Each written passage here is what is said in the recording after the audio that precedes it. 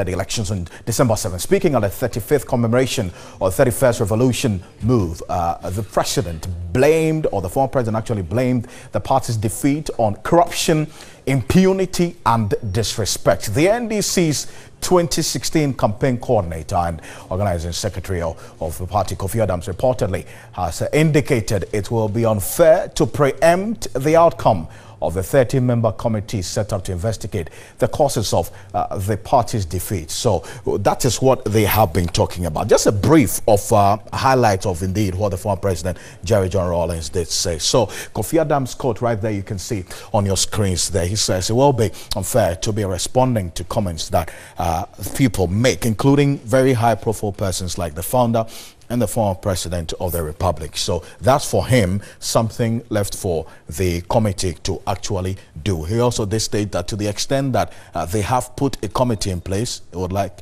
rather the media would give some space for the committee to finish its work. This is a quote attributed to Kofi Adams, who is the national organizer of the party. Let's go on to Skype now and speak with Dr. Edward Brenya. He is a political science lecturer at the Kwame Nkrumah University of Science and Technology. Doc, I thank you very much for your time. Good evening to you. So how exactly should the NDC posture be to the comments of the former president? They've decided to be silent and allow the committee to do its work. Is it the right posture to take?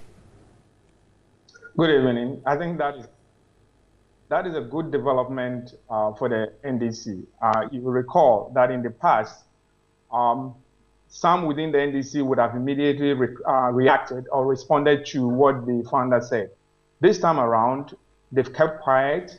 That is a sign of ways to mend the cracks within the NDC. We recognize that the founder is a very important person. He plays a very critical role in the NDC, and for that matter, as some have indicated, they need to find a way to unify the party, and unifying the party is actually toning down the comments that in the past were used against the founder, some that sort of sounded more disrespectful. So I believe strongly that the decision not to respond, but actually to have the committee engage him and I start a process of sort of unifying and mending the cracks within the party is a good development for the NDC, and I believe that it would actually get them in a better way prepared for elections ahead.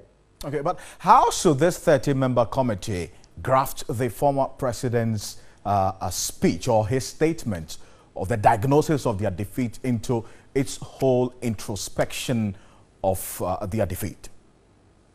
I think what the former president said is well known within the NDC. As I said, that a committee that is set up is not only a fact-finding committee, it is also a committee to reach out to the grassroots as a way of hearing them. You know, it's one thing to hear stories that are general out there, it's the other to hear it from the people and appeal to them that, yes, we've heard you and we're ready to address it. I think that the committee is not just to look out for facts, because many of those facts were already known to them, but actually to reach out to many of the grassroots that they feel are aggrieved, many which they think are dissatisfied with the role that has been played by the leadership, as a way of starting to mend the crowd and actually building the grassroots ahead. And I think one of the ways that they are doing that is to start with a man that they know resonates well with the grassroots, which is the founder of the party.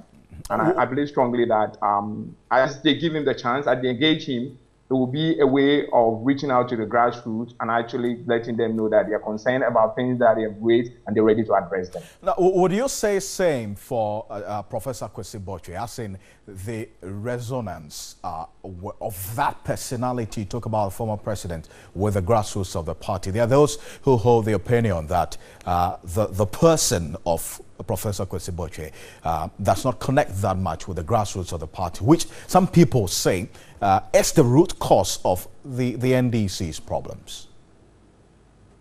I think right now it is good for Kwesi Botwe to actually lead that committee, because he's not really one of the people that the grassroots considered haven't done some of the, that they are aggrieved with. Kwesi Botwe comes in a way as a bit neutral because he wasn't actively involved in the administration of John Mahama and the kind of things that the grassroots attributes to the leadership. So for such a neutral person, it will be easy for him to reach out to some of the different factions and as well as be able to engage people to reach out to the grassroots, and they will be willing to at least face him and pour out some of their grievances. If you bring in some of the people that are considered as the cause of this defeat, or the people, I mean, those are the grassroots that are sort of aggrieved with, it might not work. So I think it's very good for NDC. Doc, thank you very much. Dr. Edward Benya is a political science lecturer at the Kwame Nkrumah University of Science and Technology. Join us via Skype there. But that's it for Key Points tonight. Came to you live from our studios here in the News Hub here at this hour. Stay with us. We're getting into News 360. There's a lot more for you there in the next 60 minutes. My name is Alfred Okansi. On behalf of the rest of the team, good evening.